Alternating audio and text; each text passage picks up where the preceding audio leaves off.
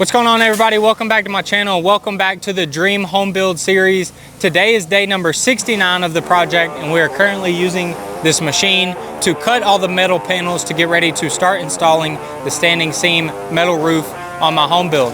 Let's get into the video.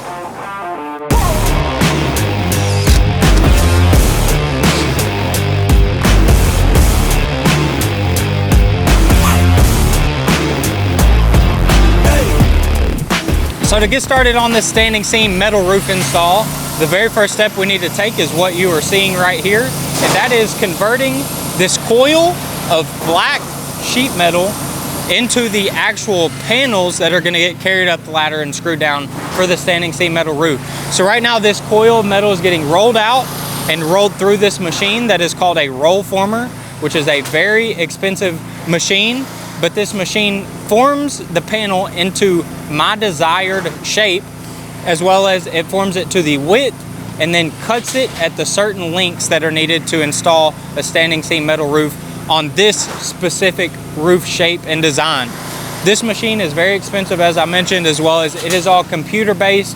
So the owner of the machine simply puts in the measurements into the computer, hits start, and then it starts sucking the sheet metal out and doing everything computer based. So I couldn't imagine having to do all this by hand. I'm sure it'd be very difficult.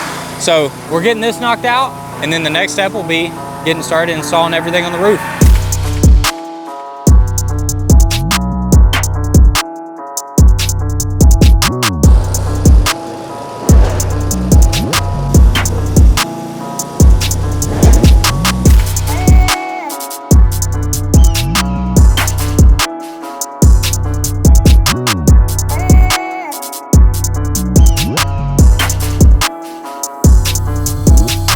So here's one of the metal roofing panels that's about to get installed on my roof.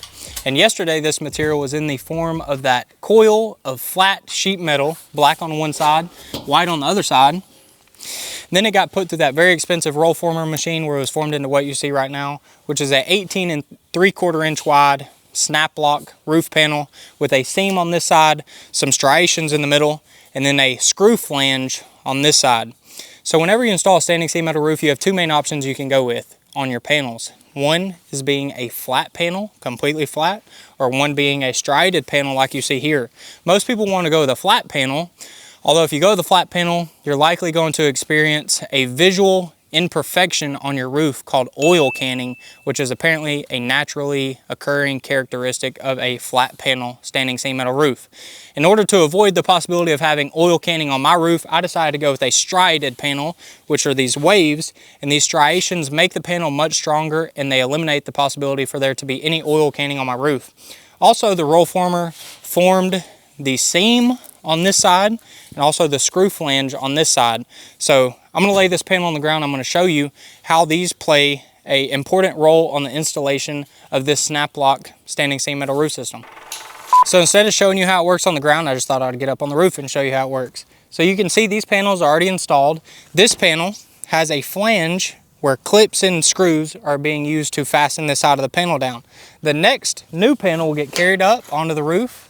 Of course, this is just a scrap piece, and it will get set right on top where this snap lock seam will go right over the top of the existing fastened down panel. They will use either a rubber mallet or their foot to snap this panel down where it will lock into place. Then they will have a new screw flange where they can use these clips and screws every 2 feet on center and fasten that panel down.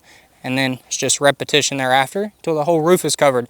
Obviously, there's a lot more details than what I just explained, but pretty much that's how the snap lock system works. So right now we have a crew of 2 people on the ground doing all the detail measuring and cutting, and we have a couple people up here on the roof doing the install. So let's go check out the ground crew and how they're doing all the detail cuts. So right now there's a ground crew of 2 guys who are responsible for doing all of the detailed cutting work and all the prep work to these standard panels before they get shipped up the ladder and fit into their puzzle piece of this metal roof installation. So this crew is responsible for doing 3 main things. They make a cut at the top of every panel so that it is the right length and that it has the right angle cut to fit at either the hip or the ridge. Secondly, they kind of manipulate the bottom of the panel and make some waterproof cuts so that it can be bent and hemmed over the drip edge and clamped down to the drip edge. And lastly, they remove this protective plastic film layer because we don't need that anymore because the metal panels are now getting installed. They don't need to be protected anymore. So once they get all 3 of those items done, they carry the panels over to the ladder, hand it off to the metal roof installers, which right now there's a crew of 2 guys up there doing the installation. Let's go check them out.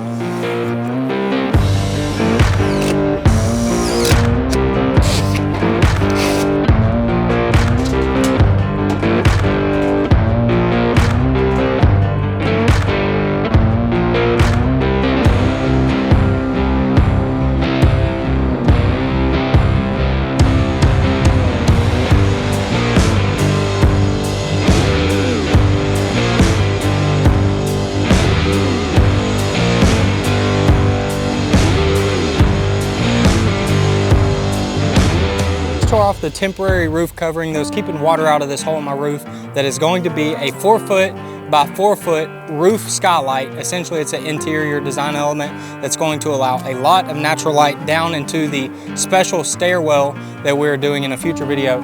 So we just tore off the temporary waterproofing and now we're actually installing the permanent waterproofing, the metal roof, and the actual skylight itself. Let's get it installed.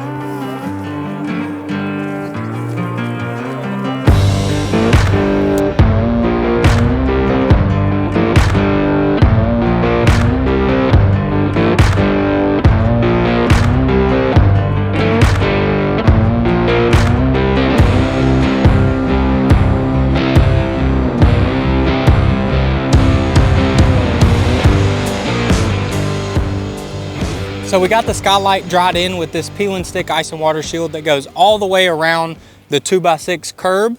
And then we took the skylight out of the box and I was very happy to see that it fit on the rough opening that I had the framer frame. So I'm very happy and relieved to see that I don't have to have him come back out just to move the framing a 1/2 inch or an inch. So that is all we're going to do with the skylight for now. We have it temporarily fastened with about 4 screws. Tomorrow when we resume the metal roof install, of course we're going to install metal roof on this side, we will take off the skylight and then give it one last reset and permanently fasten it with 15 screws like the instructions say to do. So anyways, that makes a wrap on day number 2 of the standing seam metal roof install. We will resume in the morning.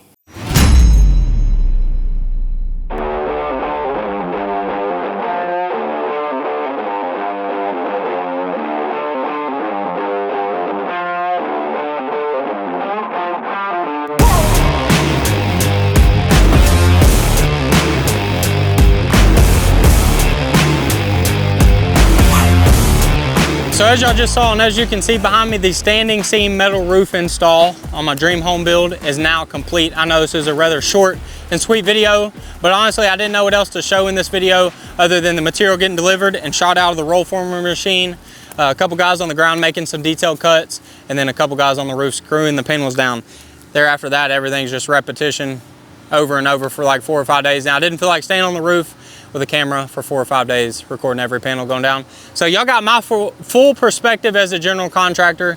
Maybe if I was an installer, you might have got another perspective and some more details, but you got my full perspective. So now let me give you a quick cost breakdown of what I paid for this trade on my home build.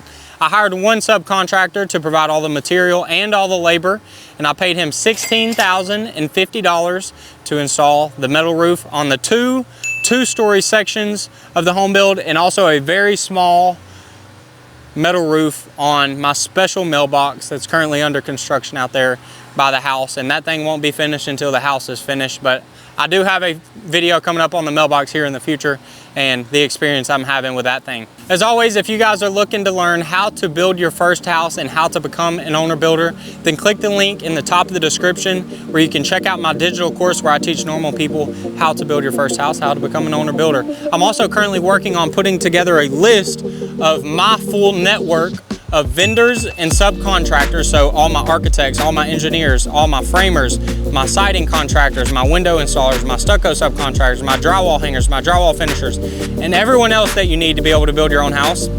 I know that list will kind of somewhat be limited to the immediate Houston area. If you're looking to build your first house in the Houston area or about 90 miles around Houston, then that list may be of a great resource to you if you're looking to build your first house. I'm going to provide that to you at a reasonable purchase price in comparison to the value you're going to be getting. Essentially, I will have already done all the legwork, and you will immediately be just as good as a owner builder as I am today. So click the links down below in the description to check out those two products. I know the course is available. I'm currently working on the other one, and if it's not available today, it'll be available very soon. If you're not yet subscribed, click the subscribe button so you don't miss out on my future video, which is going to be on trimless doors, flush baseboards, and level 5 drywall. All three relatively custom details that I'm doing for the very first time. They're probably giving me some gray hair, and they're definitely challenging. I'm currently working on them on the interior of the house. So click the subscribe button so you don't miss out on that video or any other future videos. If you're still watching this video, I really appreciate the support. I'm gonna keep knocking out videos for you guys. We'll catch you next time. Deuces.